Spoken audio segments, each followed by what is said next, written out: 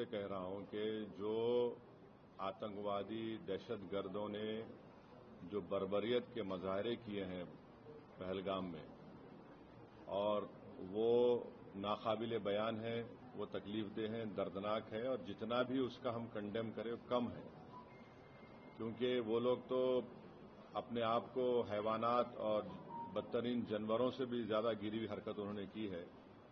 और किसी के मजहब का नाम पूछकर ये बात उनकी जान लेना, ये सरासर गलत है, जुल्म है।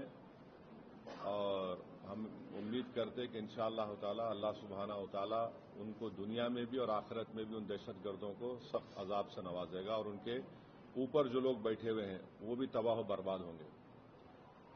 दूसरी बात यह है कि जो ऑल पार्टी मीटिंग का है, कल मैंने खुद जनाब किरण रिजिजू साहब से बात की थी, तो उन्होंने कहा कि हम लोग सोच रहे हैं कि उन पार्टीज को बुलाया जाए जिनके 5 एमपीज हैं या 10 एमपी हैं, वरना मीटिंग लंबी हो जाती है।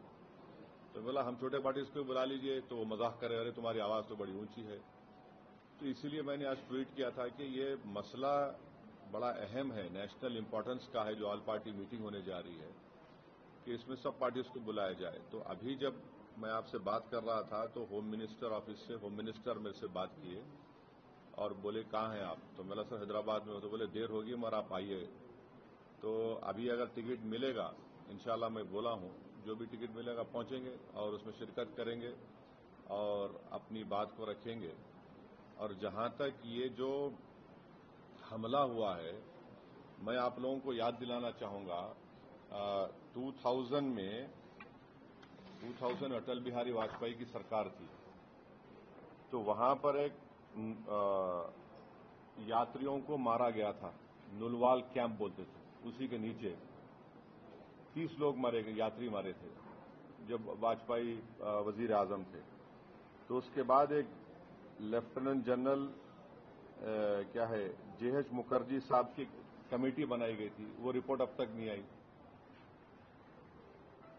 तो ये ऐसा नहीं है कि इन्होंने इस जगह का पहले इंतखाब किया। दूसरी बात यह कि जिस जगह पर इतने टूरिस्ट हैं वहां पर एक पुलिस वाला नहीं है, एक सीआरपीएफ का कैंप नहीं है, कोई सिक्योरिटी के लोग नहीं है। तीसरा यह है कि जो वहां पर जो क्विक रिएक्शन टीम थी, सीआरपीएफ के 2 यूनिट है, जो उनको ऊपर जाने में 1.25 घंटा लगा, और इन कमीनों हरामजादों ने जो हरकत की वहां पर नाम पूछकर गोली मारे, समुदाय पूछकर मारे।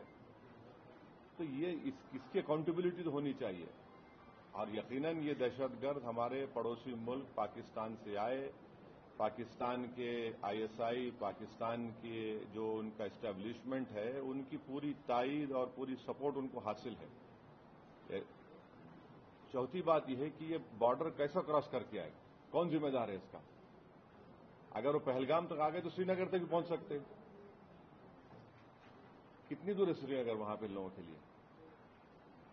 तो ये यकीनन अकाउंटेबिलिटी फिक्स होनी चाहिए, और इन जालिमों से, इन कमीनों से, जिन्होंने जिन 26 लोगों की जानें ली हैं, उनसे इंसाफ उसी वक्त होगा जब अकाउंटेबिलिटी भी फिक्स होगी और इन लोगों को कैफर किरदार तक पहुंचाएंगे, इन दहशतगर्दों को।